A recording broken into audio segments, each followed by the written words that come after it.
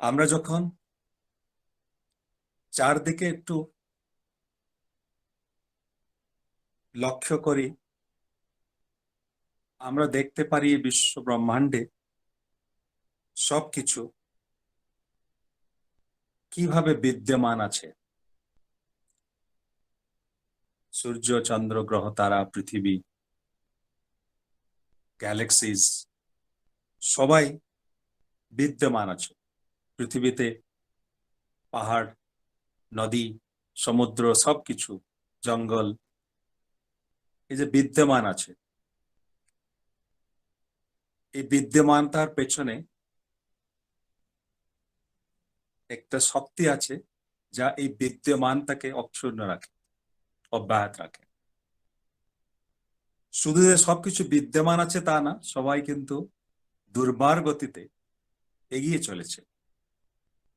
কেউ হয়তো মনে হয় না, কেউ স্থির, নিথর বা স্থবির হয়ে বসে আছে। সূর্যের চারদিকে পৃথিবী আর এই গ্রহমণ্ডল, পৃথিবীর চারদিকে এই যে চন্দ্রমা, সূর্য আবার আরেকটা অনেক বড় নক্ষত্রের চারদিকে ঘূর্ণায়মান অবস্থায় নিরন্তর আছে।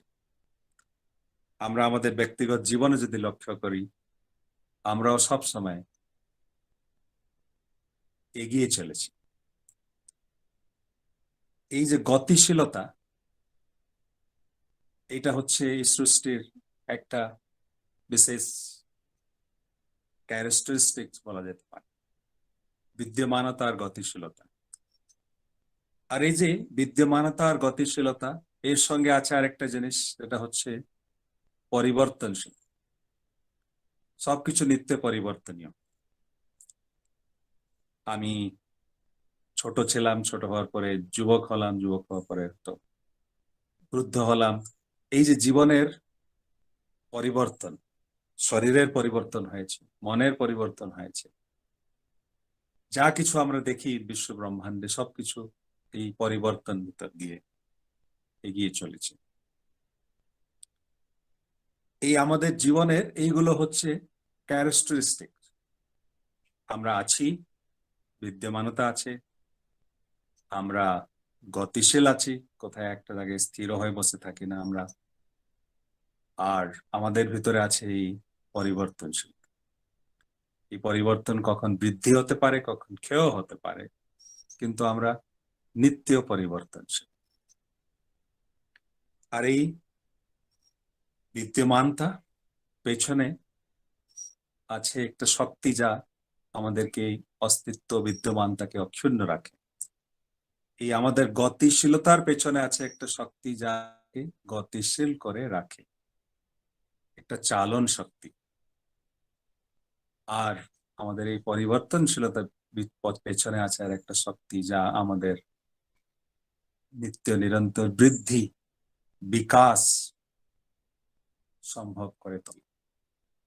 তো এই যে ধারণকারী শক্তি, এই চালনকারী শক্তি, এই পালনকারী শক্তি, বৃদ্ধিকারী শক্তি আমাদেরকে জীবনে এইভাবে এগিয়ে নিয়ে যায়।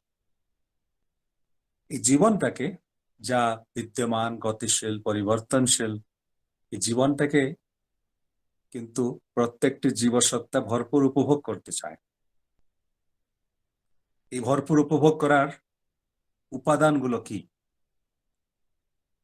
আমরা যে বিদ্যমান আছি তা তো যথেষ্ট না। এক্সিস্টেন্স যে সত্তাটা আছে, তার তো মন পুরে না।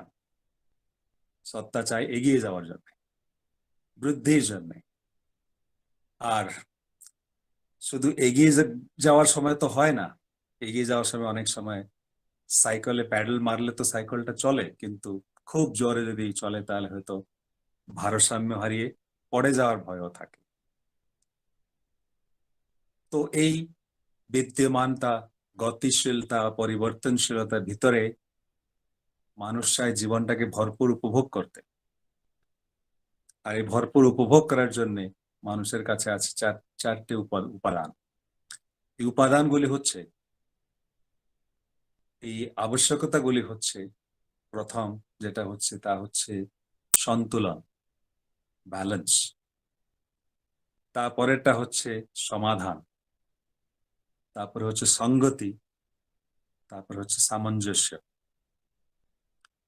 এইগুলি যদি জীবনে থাকে তাহলে মানুষের এই বিদ্যমানতা, গতিশীলতা এইসব উপভোগ্য হতে পারে। এই চারটে উপাদান মানুষের জীবনে নিতান্ত প্রয়োজন। সন্তুলন হচ্ছে তাই যা ভারসাম্যতা রক্ষা করে।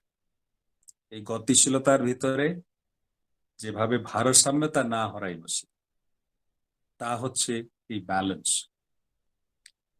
আর শ্রী ঠাকুর এই ব্যালেন্সের উপরে এত জোর দিয়েছেন। জীবনের প্রতি পদক্ষেপে শ্রী ঠাকুর এই ব্যালেন্সের কথা বলছেন, যে বেশি না হয়, কম না হয়, খুব তীব্র গতি না হয়, খুব ধীর মন্থর গতিও না হয়। Is a balance. ঠাকুর যখন বলছেন যে তুমি ধনী হও খ্যাতি নাই, কিন্তু তুমি দীন এবং দাতা হও, is a balance. There is no harm তুমি যদি একটা রিচ বা ধনী মানুষ হও, কিন্তু এর সঙ্গে দীন হতে হবে, দাতা হতে হবে, নম্র হতে হবে। ঠাকুর বলছেন দৌড়ে যাও, কোনো অসুবিধা নেই, কিন্তু নজর রাখো যেভাবে পড়ে না যাও। বীর হও, কোনো অসুবিধা নেই, কিন্তু যেরকম হিংস্রক হয়, বাঘ ভালু হয় না বসে।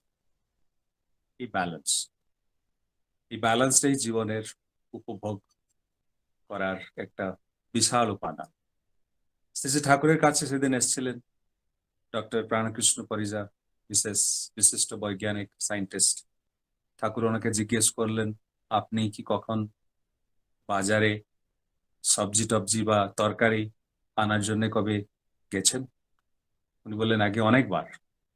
ঠাকুর জিজ্ঞেস করছেন, আপনি যদি যখন বাজারে যান তখন আপনার কখন এই যে দোকানদার আপনাকে ঠিক মাল ঠিক ওজনে দিয়েছে, এটা কিভাবে আপনি জানতে পারেন? প্রাণকৃষ্ণদা ভাবছেন যে কি এটা এত সিম্পল কোয়েশ্চেন, ঠাকুর কি জিজ্ঞেস করছেন।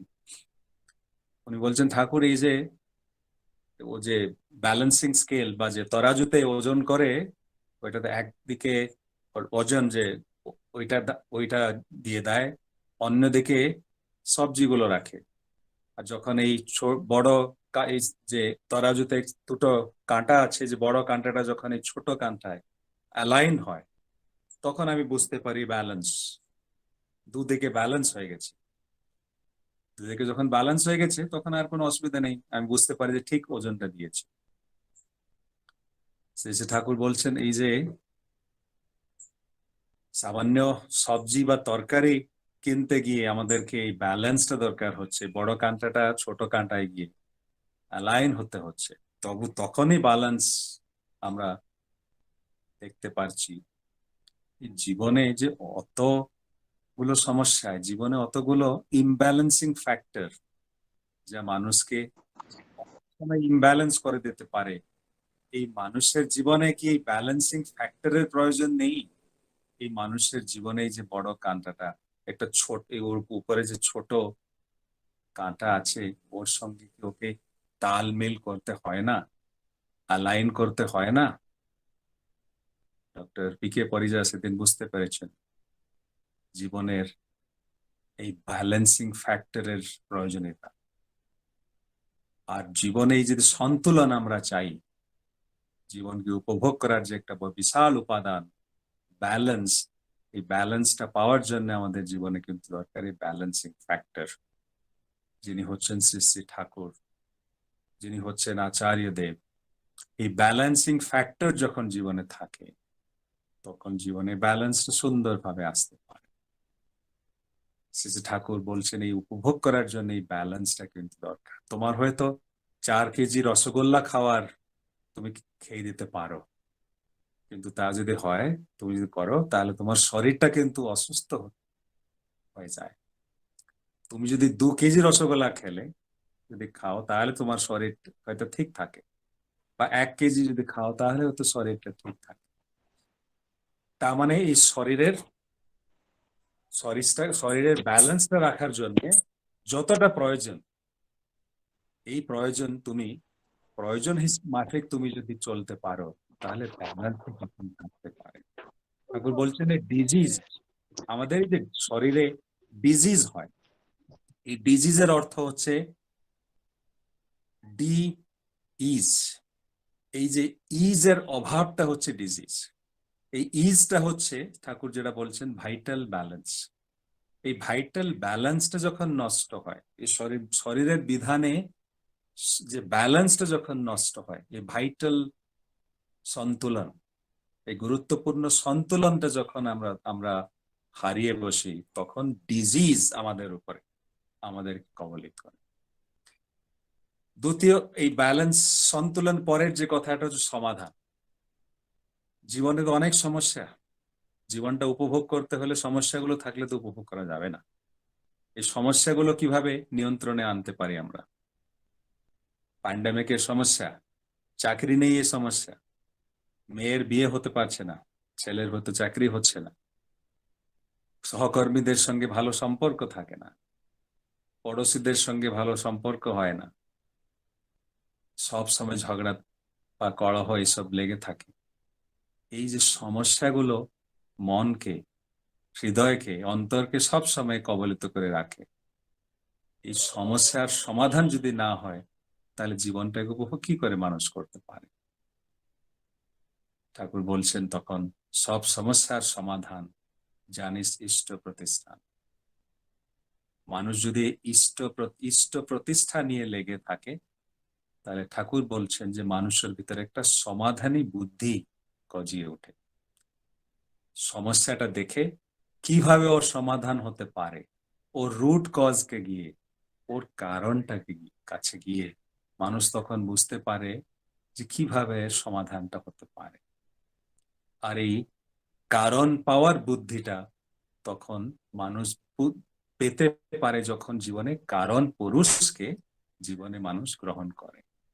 যদি সমস্যার কারণটা বুঝতে পারে তাহলে নিরাকরণটা তো পেতেই পারে। কারণটা যদি বুঝতে না পারে তাহলে নিরাকরণ কিভাবে পেতে পারে?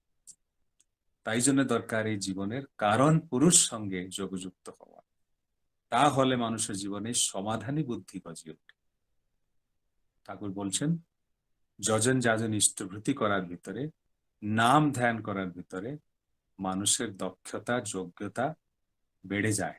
এই দক্ষতা যোগ্যতা যখন বেড়ে যায় তখন মানুষ সুন্দরভাবে নিজের পরিবেশ পরিস্থিতিকে নিয়ন্ত্রণে আনতে পারে, সমস্যাগুলিকে নিয়ন্ত্রণে আনতে পারে। তখন তাই জন্য জীবনে দরকার এই কারণ পুরুষের সঙ্গে যোগযুক্ত হওয়া। শ্রী শ্রী ঠাকুরের কাছে একজন বৃদ্ধ ব্যক্তি তখন এসে হঠাৎ বলছেন, ঠাকুর আপনি আমাকে কালকে বাঁচিয়ে দিয়েছেন। ঠাকুর বললেন, না আমি কি করলাম, আমি কি যে করলাম? উনি বলছেন, ঠাকুর এই যে কালকে যে অনেক বৃষ্টি হচ্ছিল, এই বৃষ্টিতে আমি একটা পোর্টিকো বা একটা যে হ্যাঙ্গিং রুফ আছে, ও নিচে আমি গিয়ে দাঁড়িয়েছিলাম বৃষ্টি থেকে নিজেকে রক্ষা করার জন্য।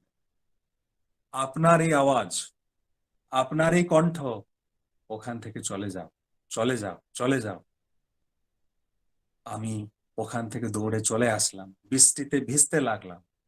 আর কত মুহূর্ত পরে আমি দেখলাম যে এই যে হ্যাঙ্গিং যে রুফটা ছিল, পোর্টিকোটা ছিল, এর উপরে বজ্রপাত হয়, লাইটনিং, এই এই পোর্টিকোটা ধ্বস্ত বিধ্বস্ত হয়ে গেছে। কত মুহূর্তের পরে ঠাকুর আপনি যদি আমাকে না ডাকতেন, আপনি যদি আমাকে ওখান থেকে না নিয়ে আসতেন।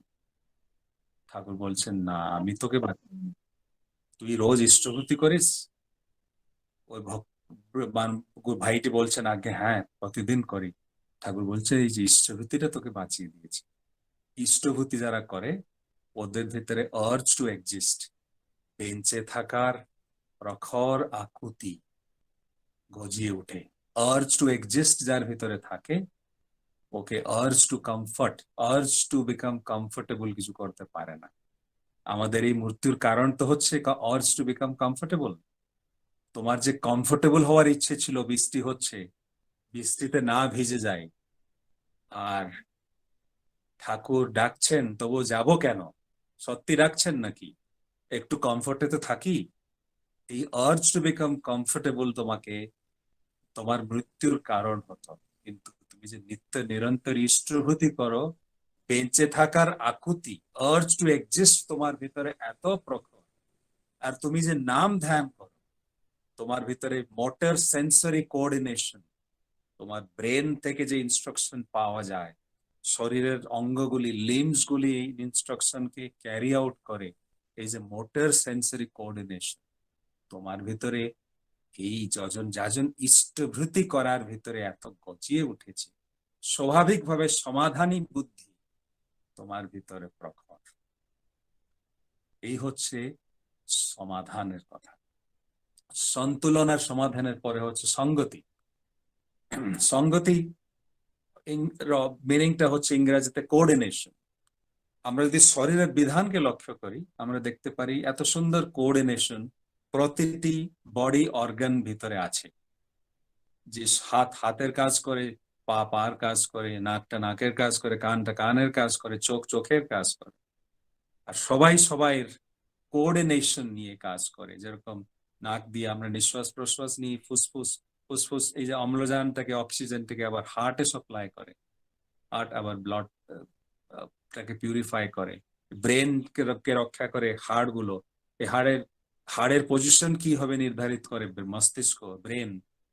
পরস্পর ভিতরে যে সঙ্গতি, কপালে যদি মশা বসে তাহলে হাত চলে যায় মশাকে তাড়িয়ে দেওয়ার জন্য। হাত প্রশ্ন করে না, এই মশাকে আমি কেন তাড়িয়ে দিতে যাবো, কপাল থেকে আমি কি পাই। এদের ভিতরে যে সঙ্গতি, কোঅর্ডিনেশন, মানুষের জীবনে যদি সঙ্গতি না থাকে, ওর পরিবারের সদস্যদের ভিতর দিয়ে, পরিবারের সদস্যদের ভিতরে যদি সঙ্গতি না থাকে, কর্মক্ষেত্রে সহকর্মীদের ভিতরে যদি সঙ্গতি না থাকে, সমাজে প্রতিটি মানুষের ভিতরে যদি সঙ্গতি না থাকে, একটা দেশে রাজ্যগুলিতে প্রদেশগুলিতে ভিতরে যদি এই কোঅর্ডিনেশন না থাকে, তাহলে দেশ চলবে কি করে, প্রদেশটা কিভাবে চলবে, সমাজ কিভাবে চলবে, পরিবার কিভাবে চলবে। ঠাকুর বলছেন এই সঙ্গতিটা সম্ভব হয় যখন সংহতি থাকে, ইন্টিগ্রেশন থাকে, যখন এই ঐক্যতা থাকে। এই সংহতি সঙ্গতি এনে দেয়, আর এই সংহতি থেকেও আসে শক্তি। আর এই সংহতিটা তখন সম্ভব হয় ভালোবাসা দিয়ে, প্রেম। মানুষের ভিতরে প্রেম না থাকে, পারস্পরিকতা না থাকে, শরীরের বিধান যদি আমরা লক্ষ্য করি, শরীরের প্রতিটি অর্গান ভিতরে এই ইন্টারেস্টেডনেস, এই পারস্পরিকতা কত প্রবল আছে তা আমরা বুঝতে পারি। সেলফ ইন্টারেস্ট ওদের ভিতরে নেই, ওদের ভিতরে আছে ইন্টারেস্টেডনেস। যেটা বললাম, হাত জিজ্ঞেস করে না কপাল থেকে আমি কি পাবো, কিন্তু কপালকে আমি রক্ষা করব। এইটা সম্ভব হয় এই জন্যে, কেননা এই শরীরের যে প্রতিটি অঙ্গ, প্রতিটি অঙ্গের একটা কমন ইন্টারেস্ট আছে। নিজের ইন্টারেস্ট থেকে একটা বড় ইন্টারেস্ট হচ্ছে একটা কমন ইন্টারেস্ট। কমন ইন্টারেস্ট হচ্ছে এই মানুষের সত্তাটাকে বজায় রাখা। হাতও চায় এই শরীর, এই মানুষটাকে রক্ষা করতে, কপালও চায় তাই, মস্তিষ্কও চায় তাই, নাক কান সবাই, শুধু এই যে অঙ্গ প্রত্যঙ্গ গুলো নয়, শরীরের প্রতিটি সেল, ওরাও চায় কিভাবে এই আত্মাকে, শরীর ভিতরে যে আত্মা আছে আর এই শরীরটাকে কিভাবে রক্ষা করা যেতে পারে। ওদের ভিতরে একটা কমন ইন্টারেস্ট আছে। সঙ্গতি তখন সম্ভব হবে, ইন্টারেস্টেডনেস তখন সম্ভব হবে যখন আমাদের জীবনে একটা কমন ইন্টারেস্ট থাকবে। এই কমন ইন্টারেস্ট কিন্তু হচ্ছে শ্রী শ্রী ঠাকুর। এই শ্রী শ্রী ঠাকুর যদি আমাদের জীবনের ইন্টারেস্ট হয়ে ওঠেন সবাই, তাহলে আমাদের ভিতরে পারস্পরিকতা, প্রেম, ভালোবাসা গজিয়ে ওঠে। আর এই ভালোবাসাটা হচ্ছে, এই ইন্টারেস্টেডনেসটা হচ্ছে নিষ্কাম ভালোবাসা। এই ভালোবাসায় কেন কোনো প্রাপ্তির আশা নেই, কোনো এক্সপেকটেশন নেই। এক্সপেকটেশন যখন থাকে তা কিন্তু ভালোবাসা না। পূজ্যপাদ বাবাইদা বলছেন প্রেম হচ্ছে কিন্তু নিষ্কাম প্রেম। আমি আমার স্ত্রীকে বা আমার পত্নীকে ভালোবাসি, তা মানে পত্নী আমাকে ভালোবাসুক বা না বাসুক, আমার কাজ করুক বা না করুক, আমাকে ও ভালো না বাসলেও আমি ওকে ভালোবাসি, এই হচ্ছে নিষ্কাম ভালোবাসা। স্ত্রী স্বামীকে ভালোবাসে, স্বামী ওর আদর করে বা না করে, ওর দেখাশোনা করে বা না করে, ওর কোনো খাতির নেই, কিন্তু আমি স্বামীকে ভালোবাসি, এই হচ্ছে নিষ্কাম ভালোবাসা। এই ভালোবাসার কোনো গিভ অ্যান্ড টেক নেই, মিউচুয়াল এটা না, এটা হচ্ছে ওয়ান সাইডেড। আমি ভালোবাসি, যে প্রেমাস্পদ আমাকে ভালোবাসেন কিনা তাতে আমার কোনো নজর নেই। এইরকম ভালোবাসা, নিষ্কাম ভালোবাসা, পারস্পরিকতা, ইন্টারেস্টেডনেস সংহতি এনে দেয়। সংহতি থেকে আসে সংগতি। এই বিশ্ব দুনিয়াতে যা কিছু চলছে, সৌরমণ্ডলে গ্রহগুলির আর ভিতরে যদি কোঅর্ডিনেশন না থাকে, যদি একজন আরেকজনের অরবিটে চলে আসে, তাহলে যে কি অবস্থা। এই সংগতিটা কিন্তু দরকার। এই জীবনে একটা কমন ফ্যাক্টরকে আমরা যদি অ্যালাইন হয়ে সবাই কমন ফ্যাক্টরকে নিয়ে এক আদর্শে চলতে পারি, তাহলে সংগতিটা স্বাভাবিকভাবে হবে। যেখানে সংগতি আর সংহতি নেই, ওখানে বোঝা যায় যে কমন ফ্যাক্টর নেই। যদিও আমরা অনেক সময় সবসময় সৎসঙ্গীরা বলি আমরা আমাদের জীবনে কমন ফ্যাক্টর, কিন্তু একজন সৎসঙ্গী যদি আরেকজন সৎসঙ্গকে ভালোবাসতে পারে না, তার অর্থ ঠাকুরকেও ভালোবাসে না। তার অর্থ কমন ফ্যাক্টর প্রতি ওর অ্যালাইনমেন্ট নেই, শুধু মুখে মুখেই ভালোবাসাটা। যে চারটে কথা বলছিলাম, শেষ কথাটা হচ্ছে আমরা এই সন্তুলন, সমাধান, সঙ্গতির কথা আলোচনা করলাম, শেষে হচ্ছে সামঞ্জস্য।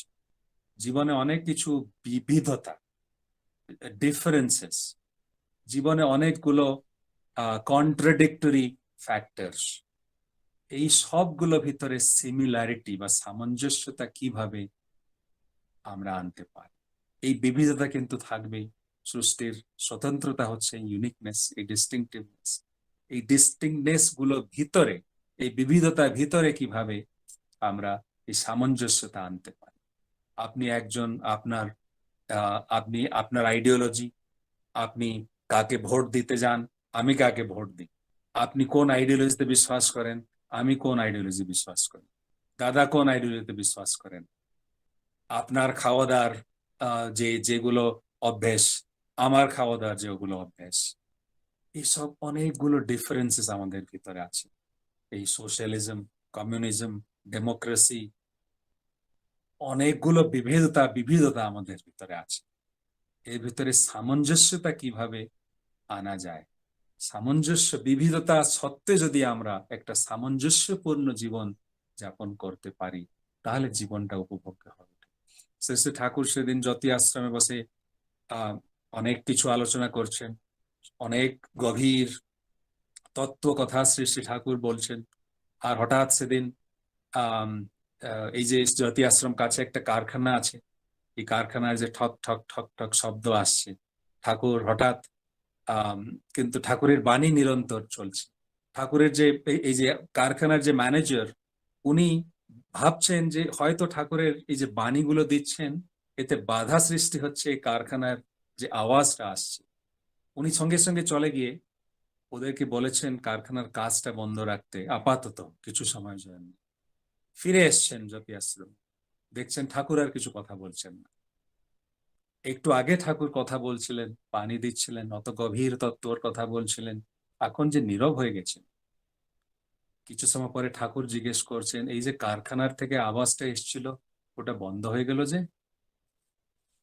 কারখানার ম্যানেজার বলছেন, আগে ঠাকুর আমি গিয়ে ওদেরকে বারণ করে এসেছিলাম, এই যে আওয়াজটা হচ্ছিল তো আপনার, আমাকে মনে হলো হয়তো আপনার কথা বলতে একটা ডিস্টারবেন্স হচ্ছে, ওই জন্য ওদেরকে বারণ করে এসেছি ঠাকুর। ঠাকুর তখন একটু হেসে বলছেন, এই যে কারখানার ঠক ঠক ঠক আওয়াজ হচ্ছিল, এই আওয়াজের একটা সুর ছিল, এই সুর সঙ্গে সুর মিলিয়ে আমি আমার কথাগুলো বলে যাচ্ছিলাম। এই আওয়াজটা বন্ধ হয়ে গেল, আমার কথা বলার প্রেরণাটা যখন আর আমি পাচ্ছি না। এই যে সুর সঙ্গে সুর মিলিয়ে এই যে অসামঞ্জস্য সঙ্গে, যে আমরা সাধারণ মানুষ ভাবি এটা একটা আওয়াজ, একটা ডিস্টার্বিং এলিমেন্ট, এটা বন্ধ হলেই ভালো। কিন্তু ঠাকুর বলছেন এই ডিস্টার্বিং এলিমেন্ট সঙ্গেও তাল মিলিয়ে অসামঞ্জস্যতাকে সামঞ্জস্যে নিয়ে এসে জীবনটাকে গতিশীল করা যেতে পারে। এই এই যে বাধাটাকে সহায়ক করে জীবনটাকে এগিয়ে নিয়ে যায়, অসামঞ্জস্যতাকে সামঞ্জস্যতে নিয়ে যাওয়া, এই হচ্ছে জীবনকে উপভোগ করার একটা বিশেষ উপাদান। এই জন্যে আমার মনে হয় শ্রী শ্রী ঠাকুর আমাদেরকে বলেছেন সংসারের সন্ন্যাসী হতে। জঙ্গলের সন্ন্যাসী যদি আমরা হতাম তখন তার বাধা বিপত্তি ছিল না, সবকিছু শান্ত পরিবেশ, কোনো এই সংসারের বাধা বিপত্তি, ছেলে মেয়ের কথা দেখাশোনা করা, এইসব ভিতরে ব্যালেন্স রাখা, এইসব ভিতরে সঙ্গতি নিয়ে আসা, সমাধানী বুদ্ধি রাখা আর সামঞ্জস্য নিয়ে আসা, এইসবের তো কোনো প্রয়োজনই হতো না।